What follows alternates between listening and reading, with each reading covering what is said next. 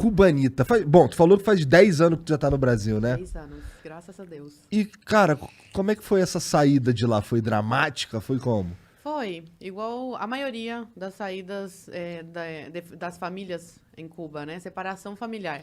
Começou em 2005 com meu pai engenheiro em telecomunicações e eletrônica. Ele ocupava um cargo alto na empresa estatal onde ele trabalhava, para você ter uma ideia. Ele tinha acesso à internet em 2005. Caralho. Era proibido, era crime, né? Cubano ter acesso. E meu pai tinha porque ele trabalhava com isso e era um dos chefes, né?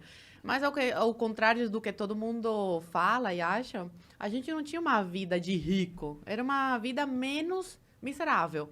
Então, quando você ocupa um cargo como o que meu pai ocupava, você tem que entrar para o Partido Comunista de Cuba. E quando você entra, aí esquece, você nunca mais consegue se desligar e sair do país. E meu pai não queria isso. Aí foi quando... Ele tem família brasileira, meu pai, a ascendência dele é libanesa. E há muito tempo atrás, eles migraram. Uma parte foi para Cuba, o avô dele foi para Cuba. Outra parte para o Brasil, Venezuela. E aí, essa família brasileira, a prima dele fez uma carta oficial convidando meu pai para passar umas férias aqui no Brasil, 3 meses, que era o máximo que um cubano podia ficar fora de Cuba. E aí, depois de muito trabalho, porque não foi fácil ele conseguir a autorização para sair, ele veio para cá de visita e deixou minha mãe grávida da minha irmã do meio. E eu com 5 anos na época. Minha mãe estava quase dando à luz. Ele veio em julho, agosto e novembro. Minha mãe deu à luz a minha irmã do meio. E aí, eles ficaram 4 anos separados. Meu pai ficou aqui no Brasil. Ele pediu asilo político depois de estar 1 ano aqui no Brasil. E deixou minha mãe lá grávida.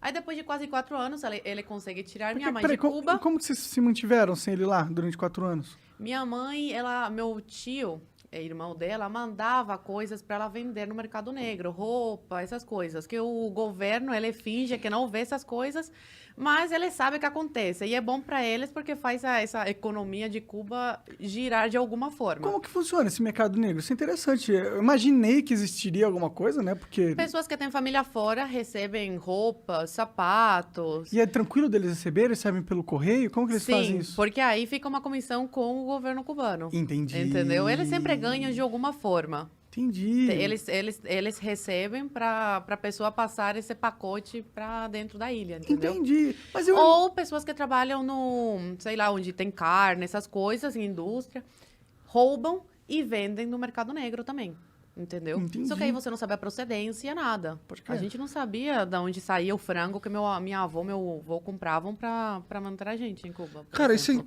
é muito louco, porque assim, você tá me contando coisas que pra mim eram fábulas, sabe? Eu achava, eu sabia, quer dizer, já tinha escutado falar como era a vida lá, mas pelo que você tá me falando, uma cubana que viveu lá e que tem família lá, isso é assustador até. Mas tipo, não poder sair de Cuba. Eu falo isso, que se eu fosse brasileira e não fosse cubana, pra mim acreditar numa coisa dessas, porque parece uma coisa tão longe da realidade aqui do Brasil, né? Mas, infelizmente, é isso que os cubanos passam. Atualmente, o cubano pode sair da ilha, tá? Só que é muito difícil, tem que ter muito dinheiro e, geralmente, quem consegue é quem tem família fora, que aí consegue bancar essa saída. Agora tá mais liberada essa saída, não como antigamente, que era completamente... Por exemplo, criança não podia sair de visita. Por isso que meu pai teve que separar toda a família. Aí, terminando essa história, meu pai ficou no Brasil, depois de quase 4 anos, consegue tirar minha mãe de Cuba, eu e minha irmã ficamos com os nossos avós. Eu com 9 anos na época e minha irmã com 3.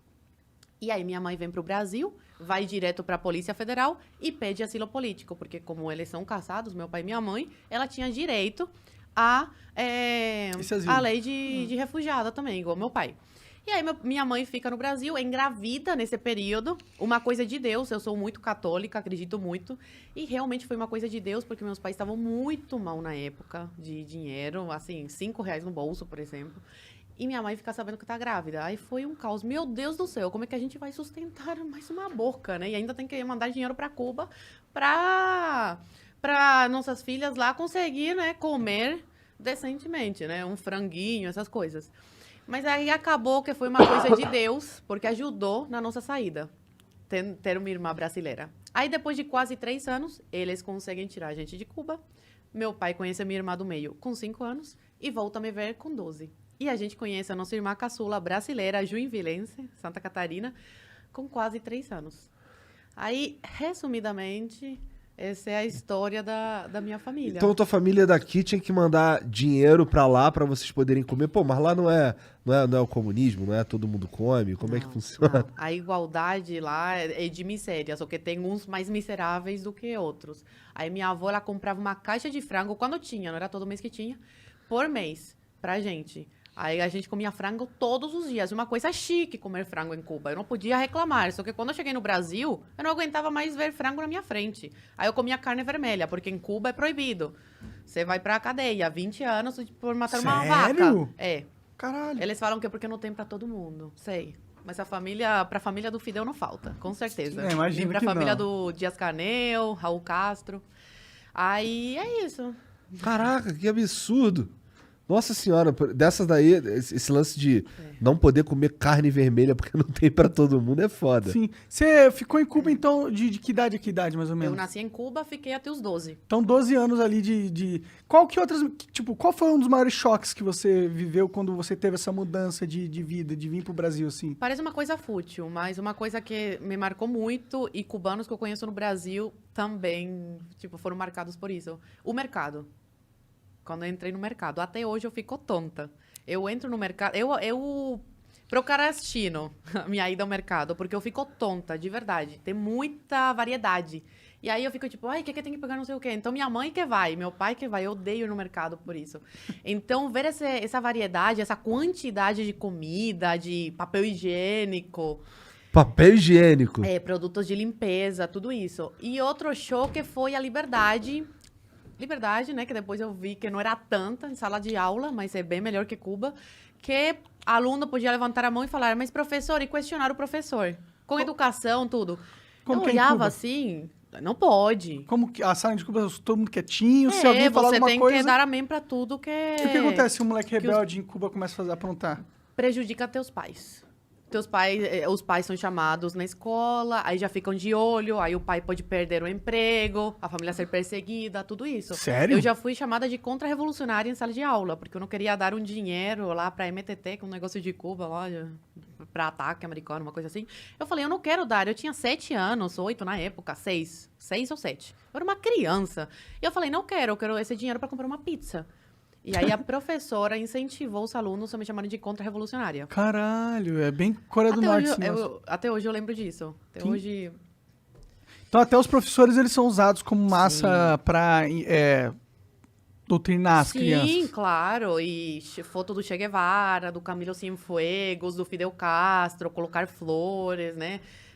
Como que era a aula de história lá? Você lembra de alguma coisa? Aula de história era imperialismo yankee, malvado.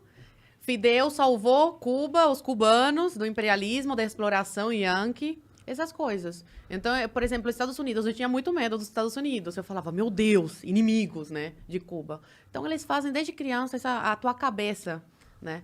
E aí eu falo que isso prejudicou muito a cultura em Cuba. Cuba, era um ícone, né, da música, Célia Cruz, Orixás. Atualmente é muito pobre culturalmente. E isso se deve à grande manipulação e doutrinação em sala de aula. Não tem muitas mentes criativas, não tem liberdade nenhuma. Não, é só aquilo, são máquinas, né? Entendi. Eles te programam para repetir, obedecer.